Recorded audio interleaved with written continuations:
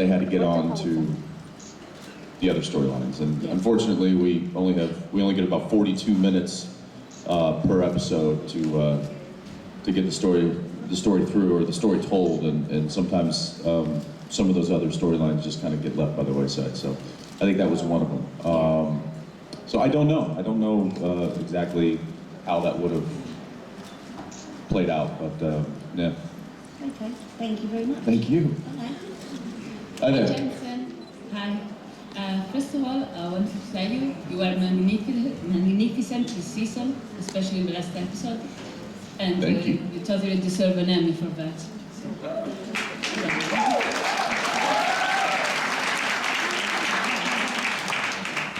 my question is, you told us what you do to get in character, but what do you do to get out of character? Especially this season, that's been particularly heavy for you. That's a good question. I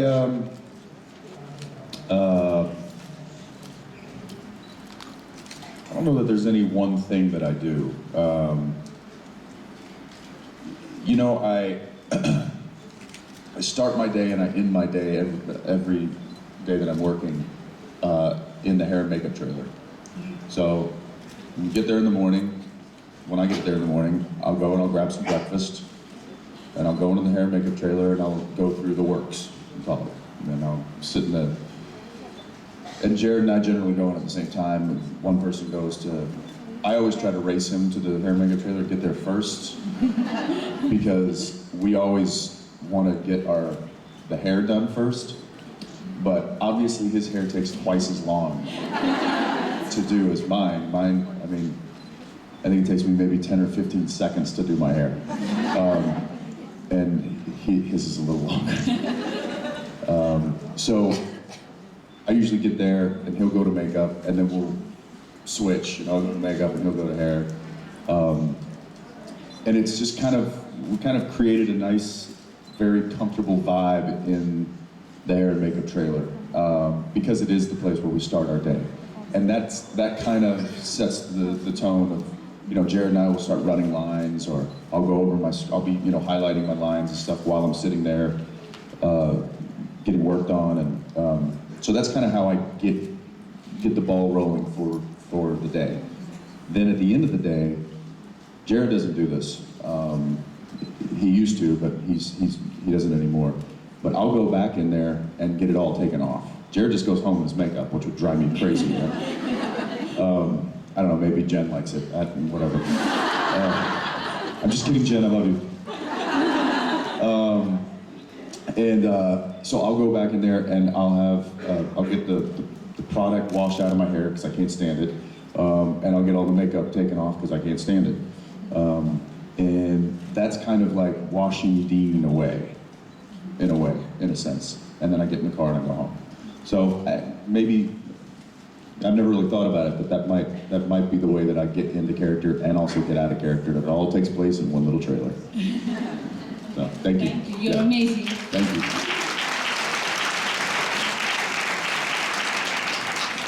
I'm gonna turn these fans off. I feel like it's a music video up here. Jared's not here, so you don't get the hair flying. And I'm gonna turn this one off too. Hi. Hi. You can go ahead and ask your question. Okay. Dean has played the father figure a couple of times in the show to Ben and Emma. Now that you yourself are a father, is there anything about these performances you would have played differently in retrospect? And congratulations, by the way. Thank you.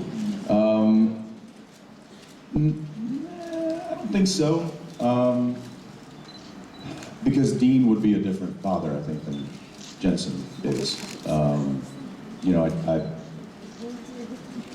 not consciously. I don't know that there would be like major, but Dean is obviously a part. His life is a lot different than my real life. So I think that there is, you know, he comes from a father that treated him very specifically, and I think that he would probably be a little bit more like John was to him. How unfortunate that might be, I don't know. But so looking back, I think I played Dean as a father figure the way that I intended to, But I definitely didn't learn any lessons of being a father from Dean. So those lessons I learned from my actual father. So anyway, thank you. Thank you. Yeah.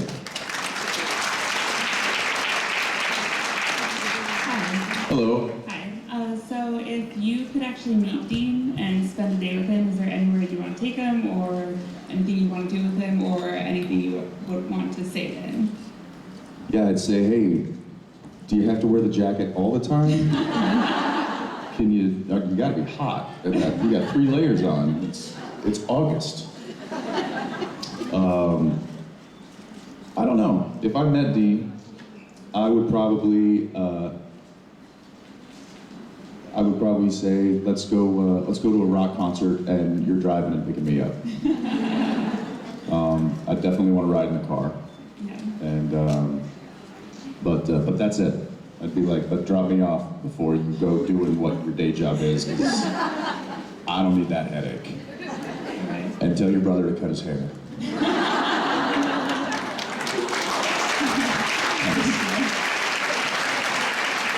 Hello? Hi. So I know that now it'd be awkward to use this word, but I was wondering why you didn't use the word Christo to recognize demon anymore, like after season 1, I think. That we don't use, what is it? Christo. The crystal? Not Christo, the word. Oh, Cristo. Yes. Why we don't use that in Anymore. what? In the... To recognize demon. Oh, right, yeah, we did do that, didn't we? Yes. On the See, plane. this is what happens when you change the head writer 3 times. You lose little bits and pieces that the original writer threw at, you know. Yeah, I don't know. I think we just kind of go for the holy water now. There's no mistaking that.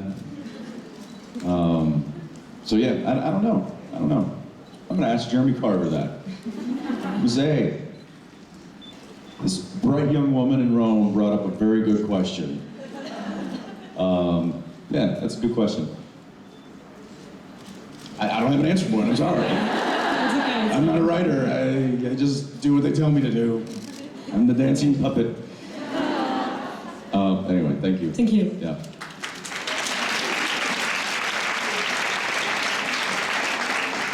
Hello. Hi.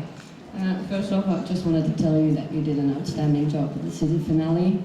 I think you really outdid yourself, so I'm curious to see. I outdid myself. Yeah, I think so.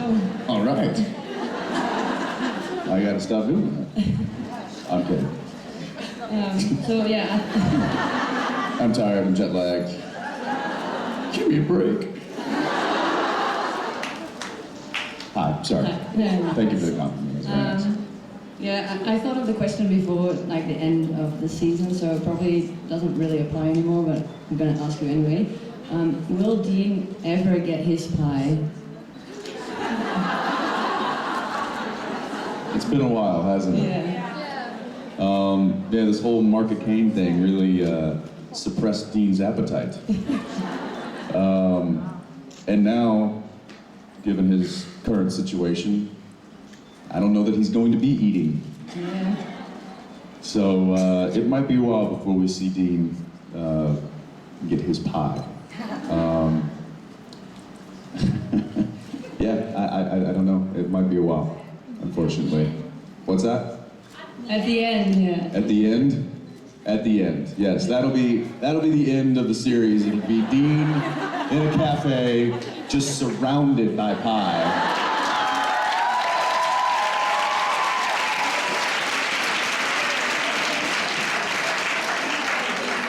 Thank you. What? With Castiel? No.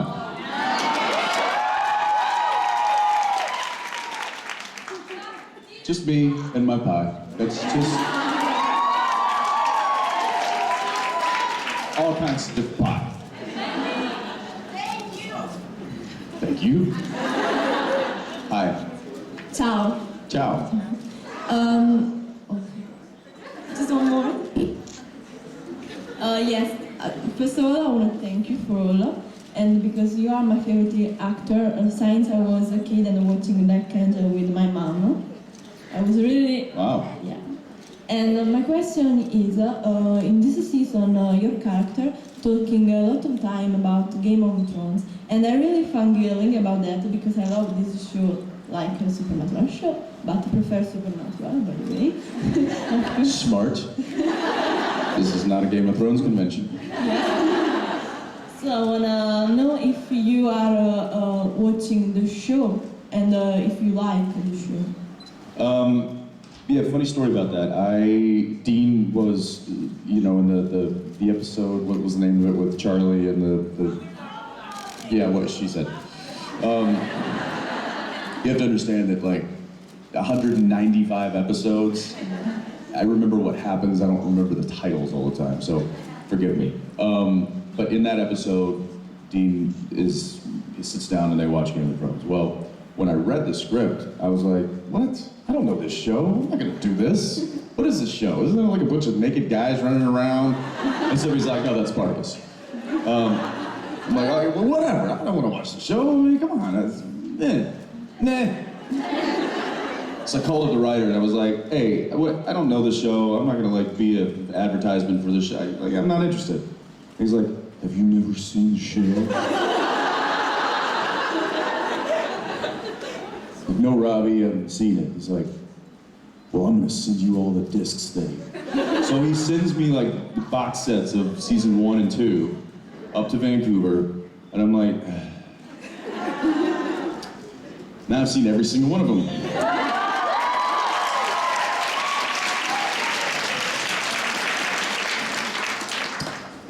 And I'm gonna blame my wife for that because I watched like the season 1, and it was kind of something that I would just watch on the plane because I fly back and forth from California to Canada almost weekly, and so I was just like, you know, watching on the plane, and then I kind of stopped after I was done with season 2. It was like, oh, I think there's another season, whatever. Well, then my wife got into it, and she's like, well, we're watching this. We're gonna continue to watch it, and so now we're all caught up. Game of Thrones. Yeah, I actually had a really nice conversation with David Nutter. You guys know who David Nutter is? He's so he directed the pilot of Supernatural. He also directed the pilot of Smallville, Arrow, the new one, Flash, coming out. Oh, you've heard of that? He also directs a lot of Game of Thrones. So I saw him about a week and a half ago. You have to watch it. And he was like, let me know when you're ready. I'll get you on the show. And I'm like,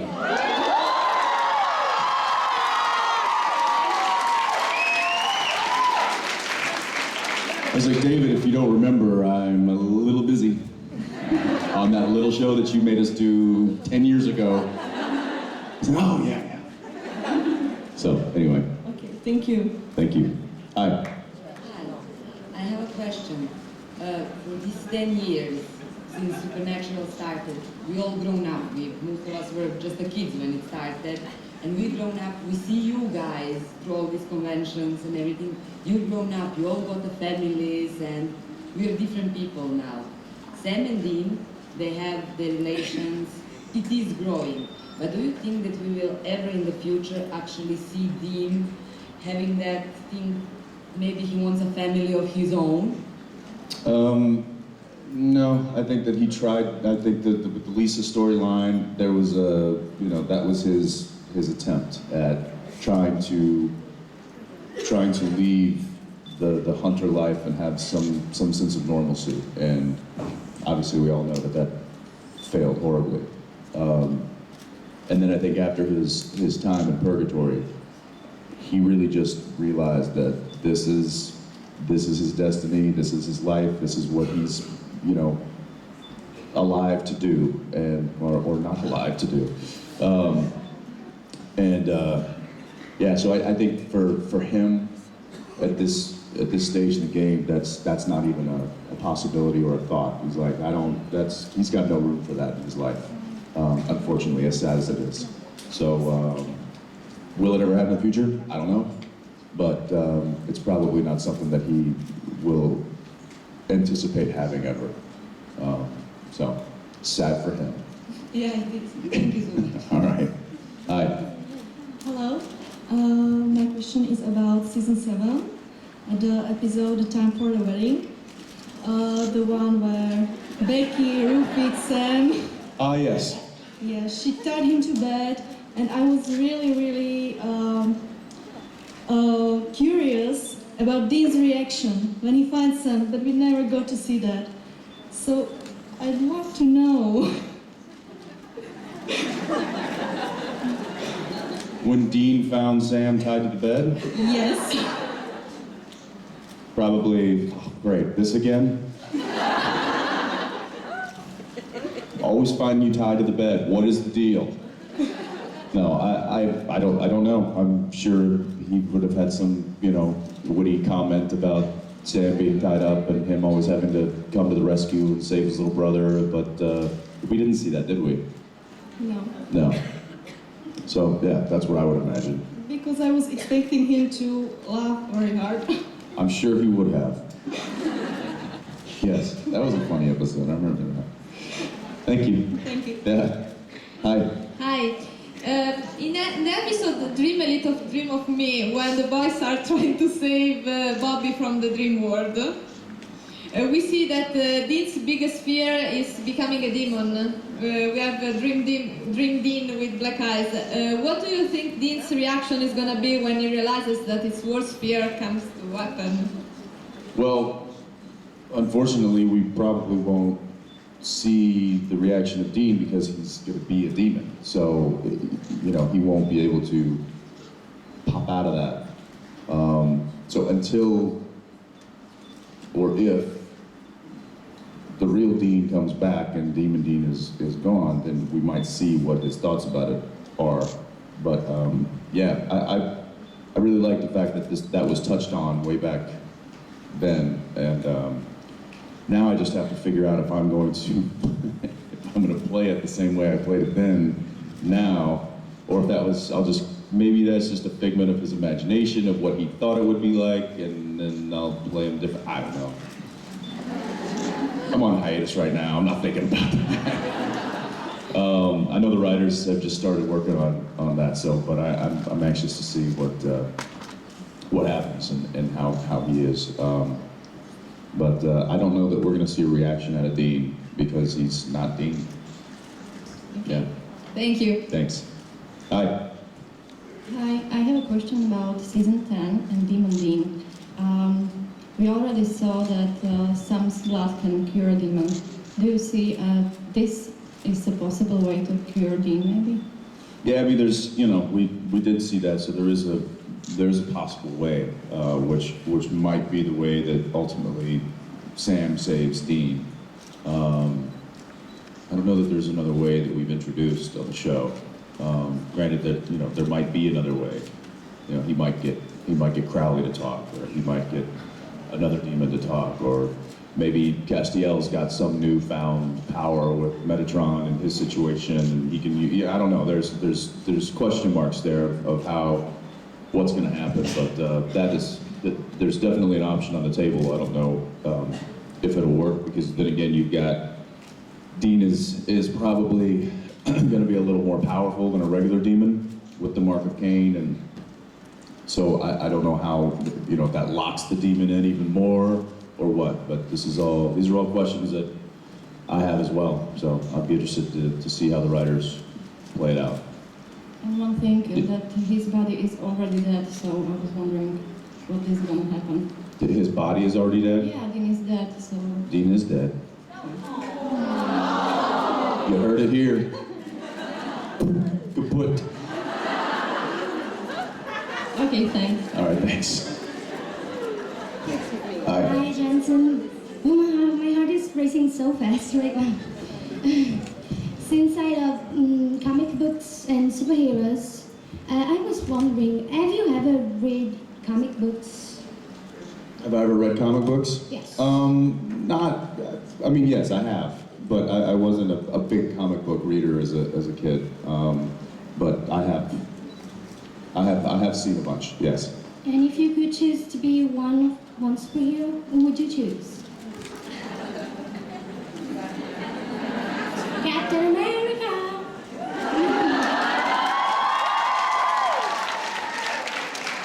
That ship has sailed. I mean, and not just because we've touched on it in the show and stuff, but I've always been a big Batman fan.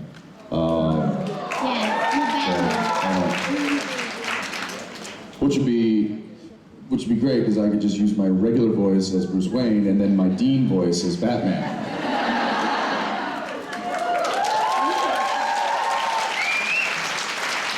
Thank you so much for making a fictional character as real as it could possibly be. Thank you, that's very nice. Thank you so much. Thank you.